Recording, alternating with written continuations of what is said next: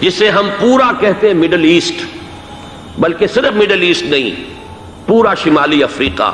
سلطنت عثمانیہ کا حصہ تھا، خلافت عثمانیہ۔ لیبیا، الجزائر، مصر، پورا حجاز، یمن، پورا عراق، شام، اور یہ شام ہی کے حصے ہیں در حقیقت، اردن اور لبنان، یہ شام عرب، عراق عرب، یہ پورا علاقہ خلافت عثمانیہ یہ اس کا حصہ تھا۔ پہلی جنگ عظیم میں انگریزوں نے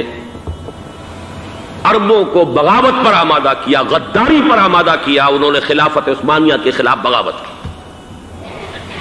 بیج بوئے ان کے دلوں کے اندر نفرت کے، ابھارا انہیں کہ تم ترکوں کے غلام کیوں ہو، تمہیں خود حاکم ہونا چاہیے، تم کھڑے ہو جاؤ، ہم مدد کریں گے، تم بغاوت کرو، تم ان ترکوں کے خلاف ہماری مدد کرو، ہم تمہیں آزاد کر دیں گے، تم اپنے پاؤں پر خود کھڑے ہو جانا۔ یہ بہت ہی ہمارے لیے دردناک المیہ ہے اس پہلی جنگ عظیم کا۔ کرنل لارنس جیسا شخص، برطانوی استعمار، اور اس کے نتیجے میں عربوں نے بغاوت کی۔ اور اس قدر دردناک بات آپ کو بتا رہا ہوں، میں پہلی مرتبہ جب سن 62 میں حج کے لیے گیا مدینہ منورہ میں، ابھی وہ ریل کے انجن کھڑے ہوئے تھے۔ یہ ترکی کے زمانے میں، سلطنت عثمانیہ کے زمانے میں بغداد سے مدینے تک ریلوے لائن تھی۔ یہ پورا ایک عالم سلطنت عثمانیہ، صرف سلطنت نہیں، خلافت عثمانیہ، پوری ٹرینیں جو ہے ترکوں کی اڑائی گئی، ہزاروں ترکوں کو شہید کیا گیا، یہاں تک کہ صحن حرم میں شہید کیے گئے سینکڑوں ترک۔ یہ جرم تھوڑے نہیں ہے، معمولی نہیں ہے۔ آج جس کی سزا مل رہی ہے، معلوم ہونا چاہیے کہ وہ جرائم کون کون سے تھے۔ اب بھی جو لوگ گئے ہیں انہوں نے دیکھا ہوگا، ترکی کا قلعہ موجود ہے اوپر پہاڑی کے اوپر، حرم کا جو سب سے بڑا دروازہ ہے باب ملک عبدالعزیز، اس کے سامنے ایک لائبریری ہوتی تھی، اب تو غالباً وہ بھی گرا دی گئی ہے، اس کے پیچھے پہاڑی پر ترکوں کا قلعہ ہے پرانا، اس پر توپیں موجود تھیں۔ جب بغاوت ہوئی ہے، جو حرم میں آئے ہوئے تھے ترک فوجی، ظاہر بات ہے نہتے، وہ تو نماز پڑھنے آئے ہوئے تھے، ان کو وہاں ذبح کیا گیا ہے، اور ترکوں نے اپنی توپیں استعمال نہیں کی کہ کہیں بیت اللہ کو کوئی گدن نہ پہنچ جائے۔ بہرحال یہ غداری ہوئی ہے پہلی جنگ عظیم کے دوران، اور نہ صرف ترکوں پہ عربوں نے کی ہے۔ جیسا کہ میں نے کہا تھا، دو ہیں سب سے بڑے مجرم روئے ارضی کے اوپر امت مسلمہ کے طبقات۔ ہمارا پنجابی سپاہی بھی جا کر انگریزوں کی مدد کر کے ایلن بی کو قبضہ جو لے کر دیا بغداد کا، اس میں ہمارے مسلمان پنجابی سپاہی بھی شامل تھے۔ یہ خون چکاں باب ہے ہماری تاریخ کا اس صدی کا۔ لیکن اس کے بعد سلطنت عثمانیہ کے ٹکڑے ہو گئے، چیتھڑے ہو گئے۔ ایک انگریز نے لکھا ہے یہ جملہ، زہر میں بجھا ہوا جملہ، کہ تاریخ میں یہ بات ثبت ہو جائے گی کہ ایک انگریز نے اس سلطنت کے ٹکڑے کر دیے کہ جو عمر فاروق نے قائم کی تھی رضی اللہ تعالیٰ عنہ۔ یہ پورا عالم، یہ تمام علاقہ کس نے فتح کیا تھا؟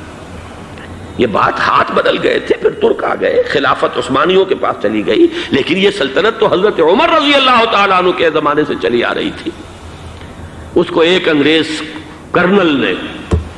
اور اس نے بغاوت پہ آمادہ کر کے عربوں کو اور ترکوں کے پیٹھ میں چھرا گھپوا کر ان کے ذریعے سے اور ٹکڑے کر دیے۔ لیکن جب جنگ ختم ہوئی، اب انہوں نے کہا کہ اب ہمیں آزادی دیجیے، تو اب انہیں معلوم ہوا کہ غداروں کو دنیا میں کیا ملتا ہے۔ ٹکڑے کر دیے گئے۔ یہ حصہ عراق یہ انگریز کے پاس رہے گا، شام کا یہ علاقہ یہ فرانسیسیوں کے پاس رہے گا، مصر پر انگریزوں کا تسلط رہے گا، لیبیا اطالویوں کے پاس رہے گا۔ لے دے کر یہ جو علاقہ تھا حجاز، چونکہ وہاں کچھ تھا ہی نہیں، بوادن غیر ذی زرع، یہ عربوں کے پاس چھوڑ دیا گیا۔ اس وقت جو بادشاہ ہیں شاہ حسین اردن کے، ان کے دادا سب سے بڑے غدار وہی تھے، لہذا ان کو اس علاقے کی بادشاہت دے دی گئی۔ اس کے بعد نجد سے ایک تحریک اٹھی ہے، وہ سعودی جو خاندان ہے وہ نجد سے اٹھا ہے۔ نجد میں اس وقت کچھ بھی نہیں تھا، وہ تو صرف ریت کے تودے تھے اور کچھ بھی نہیں، لہذا ادھر کسی استعماری قوت کو دیکھنے کی ضرورت ہی نہیں تھی۔ وہ تو بعد میں تیل برآمد ہوا اور اس کی حیثیت ہو گئی، اور یہ امارات کا علاقہ جو ہے اس کی دنیا میں اب گویا کہ یوں سمجھیے کہ جو سب سے زیادہ اہم علاقے ہو سکتے ہیں روئے ارضی کے نقشے پر، ان میں سے ایک وہ ہو گیا، لیکن یہ اس وقت کی بات میں کر رہا ہوں، کوئی حیثیت نہیں تھی، لہذا اس کو چھوڑ دیا گیا۔ یہ ہے تاریخی پس منظر، یہ لکیریں جو کھینچی گئی ہیں، یہ ایک ملت اسلامیہ کو جو قومیتوں میں تقسیم کیا گیا، پھر نعرے لگوائے گئے المصر للمصریین الشام للشامیین۔ اب شامی ایک علیحدہ قوم ہو چکے ہیں، مصری ایک علیحدہ قوم ہو چکے ہیں، عراقی ایک علیحدہ قوم ہو چکے ہیں۔ یہ ساری تقسیمیں استعمار کی پیدا کرنا ہے، اس کا کوئی تعلق اسلام کے ساتھ نہیں۔ اب ضرورت تو اس بات کی تھی کہ استعمار کے پنجے جب یہاں سے کچھ ہٹے، دوسری جنگ عظیم کے بعد ایک دور آیا، امریکہ ابھرا ہے دنیا کی عالمی سطح پر سیاست میں،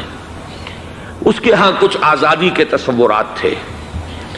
اس نے بھی سپورٹ کیا۔ برطانیہ کمزور ہو چکا تھا، وہ اتنے بڑے علاقے کو اب ہولڈ نہیں کر سکتا تھا۔ ہندوستان بھی آزاد ہوا، پھر یہ کہ اور دوسرے علاقوں سے بھی اس کو پسپائی اختیار کرنی پڑی۔ استعمار کے پنجے جس طرح بھی ہوئے، ان کے سینوں سے، عربوں کے سینوں سے جو ہے گویا کہ وہ ہٹے، لیکن امریکہ نے ایک اپنی بہت بڑی حکمت عملی جو اختیار کی، عالم عرب کے سینے میں اسرائیل کا خنجر پیوست کر دیا، تاکہ یہ کبھی آزاد نہ ہو جائیں، ہمارے انگوٹھے تلے رہے، ہماری پالیسی گورن کرے۔ یہ استعمار کا دوسری جنگ عظیم کے بعد جہاں برطانوی استعمار، فرانسیسی استعمار رفتہ رفتہ یہ ہٹنے شروع ہوئے، صدر ناصر نے انگریزوں کو اٹھا کر پھینکا میڈیٹرینین میں اور دوسرے جگہوں سے، الجزائر نے آزادی حاصل کی فرانس سے، اطالویوں سے جو ہے لیبیا والوں نے آزادی حاصل کی، یہ ہو گیا، لیکن ایک خنجر پیوست کر دیا گیا اسرائیل کا سینہ عرب میں۔ اس صورتحال میں ظاہر بات ہے کہ ایک تو بڑی آئیڈیل پوزیشن تھی کہ پورا عالم اسلام متحد ہو، لیکن وہ تو بہت دور کا خواب معلوم ہوتا ہے۔ علامہ اقبال سے بڑا کوئی نقیب نہیں ہے ملت اسلامی کی وحدت کا، ایک ہو مسلم حرم کی پاسبانی کے لیے نیل کے ساحل سے لے کر تا بخاک کاشغر، لیکن انہیں بھی اپنے لیکچرز میں کہنا پڑا کہ اس وقت جو صورتحال ہے پورے عالم اسلام کی ایک وحدت بن جانا تو تقریباً ناممکن نظر آ رہا ہے، اگر کسی طرح ایک common wealth of Muslim nations وجود میں آ جائے تو بھی بڑی کامیابی ہوگی، لیکن اس سے بھی پہلے یہ تو زیادہ آسان تھا کہ عالم عرب ایک وحدت کی شکل اختیار کر لے۔ یہ تو ایک قوم ہے، اکثر و بیشتر ایک نسل یا زیادہ دو نسلیں کہہ دیجئے، شمالی افریقہ میں بربر نسل بھی ہے، باقی تو سب عرب ہے۔ یہ پورا عالم ایک نسل، ایک زبان، پورے اتنے رقبے کے اوپر بولے جانے والی ایک زبان، یہ تو ایک ہو جائے۔ افسوس یہ ہے کہ اس کا ایک ہو جانا، ایک شخصیت ابھری تھی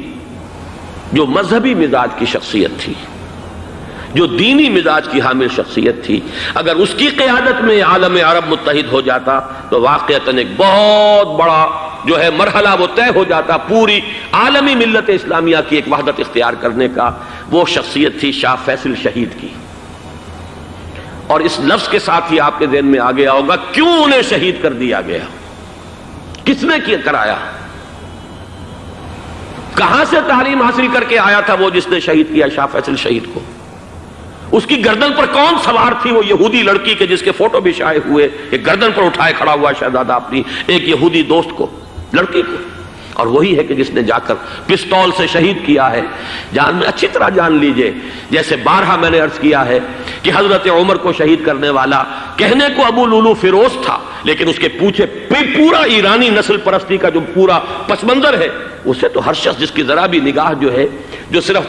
صرف منظر کو نہ دیکھ رہی ہو، پس منظر کو بھی دیکھنے والی ہو، وہ تو جان لے گی کہ ابو لولو فیروز ایک فرد کا نام نہیں تھا، وہ ایران کا انتقام تھا عالم عرب سے۔ بالکل اسی طریقے سے یہ امریکی استعمار کا ہتھ کنڈا تھا، اسے محسوس ہوا۔ شاہ فیصل مذہبی مزاج کا شخص یہ ابھر رہا ہے، اور یہ شاہ فیصل کی حکمت عملی کا ذرا آپ اندازہ کیجئے۔ لاہور میں سمٹ کانفرنس ہوئی، اس میں وہ آئے، سب سے ٹاورنگ پرسنالٹی پورے اس وقت عالم اسلام کے اندر شاہ فیصل کی تھی، اور وہ گویا کہ ایک بہت ہی جس کو کہا جائے کہ ایک بہت ایلڈرلی، ایک بزرگانہ ایک شخصیت جو ہے، اور انہوں نے اپنے دولت کے دروازے، عرب میں وہ مشہور تھے کہ نہایت خسیس اور بخیل انسان ہے، اس لیے کہ وہاں وہ خرچ کرتے تھے حساب کتاب کے ساتھ، لیکن ان کے خزانے کھلے ہوئے تھے عالم اسلام کے لیے، ادھر بھی مدد ہے، ادھر بھی مدد ہے، ادھر بھی کام ہو رہا ہے، ادھر بھی کام ہو رہا ہے۔ پھر انہوں نے تیل کا ہتھیار استعمال کر کے ایک دفعہ امریکہ کو دن میں تارے دکھا دیے تھے، لہذا ان کا ہٹایا جانا سین سے یہ امریکی استعمار کے لیے لازم تھا۔